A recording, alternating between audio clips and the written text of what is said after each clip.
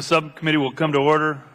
Ranking Member Norton will be detained for a short period of time. She's at a different hearing right now testifying. So we're going to go ahead and get started this morning.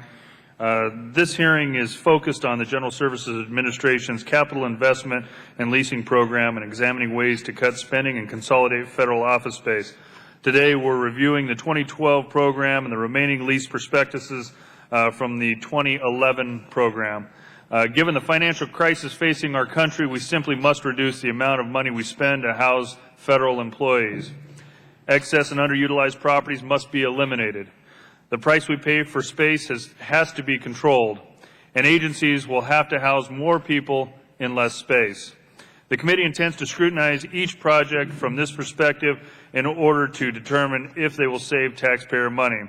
We received the President's proposal, 2012 budget proposal, nearly a month ago. That budget proposes to spend $840 million on construction and acquisition projects and $869 million on repairs and alteration projects. The budget includes funding for specific projects including ports of entry, FBI consolidations, and the repair and alteration of other federal buildings. Our committee just received GSA's fiscal year 2012 capital improvement program yesterday, nearly a month after the release of the President's budget. Year after year, this subcommittee has requested GSA provide its capital investment program early in the year so that we can act in a timely fashion. I do appreciate that we did receive the program prior to this hearing and hope we can work with GSA on ensuring timely submission in the future. I also want to thank Mr. Peck for his response to the letter signed by all the members of this committee last week requesting access and information from the Federal Real Property Profile database regarding GSA properties.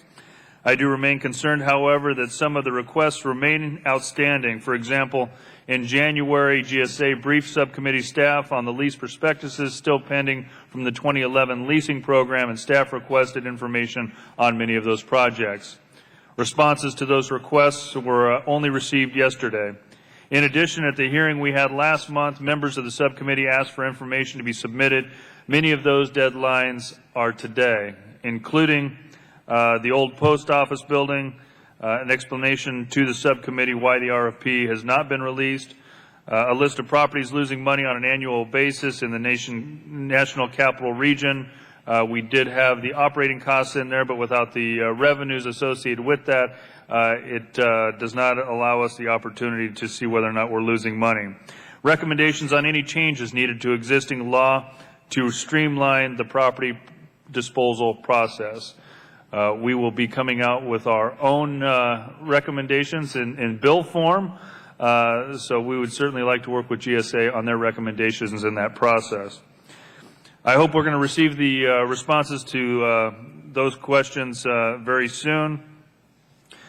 This committee does not plan to approve leases until we receive this information. I want to make sure GSA is very well aware of that. The administration's goal of addressing the problem of unneeded and underutilized assets is one that is shared by this subcommittee.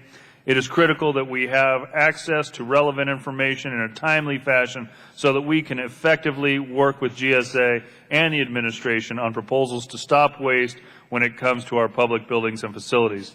I look forward to working with Mr. Peck on these issues. And I would just like to add for the record, we had a great meeting yesterday over at your office. I appreciate the opportunity not only to get together, but some frank conversation on how we can greatly improve the process and work together. Ms. Norton will be here shortly, and I will still allow her an opening testimony, but for now, I would, you have no open? I would like to call on Mr. Peck for opening statement. Well.